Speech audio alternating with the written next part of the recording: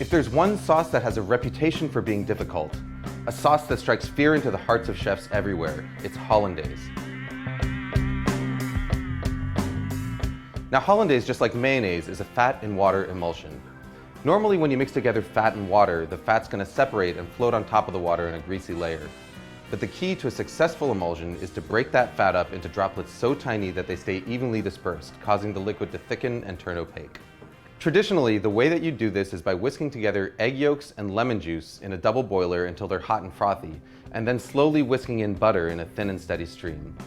As you whisk, the butter breaks into minute droplets, while the egg yolk acts as an emulsifier, helping to keep those droplets evenly dispersed and thickening the sauce. What you get is a creamy, smooth sauce with a rich texture and mild flavor that's perfect for vegetables, fish, and eggs. But there's a lot of ways it can go wrong.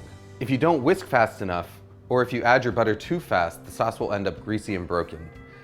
If you don't cook your eggs enough, it won't thicken properly, but if you cook them too much, you end up with broken scrambled eggs.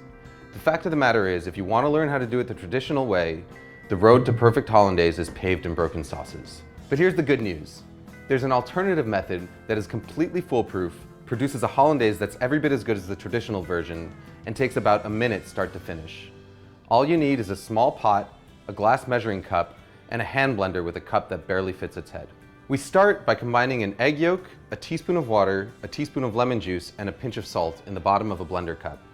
Next, we melt a stick of butter on the stovetop until it's completely hot and bubbling.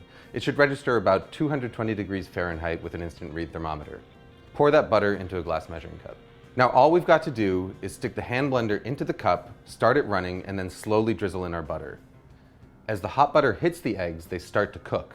By the time you've added all of your butter, about 30 seconds later, the eggs are fully cooked and you've got a smooth, creamy, hot Hollandaise sauce that is completely indistinguishable from one made using the traditional whisking method. Hollandaise is at its best right when you make it, but if you want to store it, your best bet is to keep it in a small, lidded pot in a warm spot somewhere near your stove.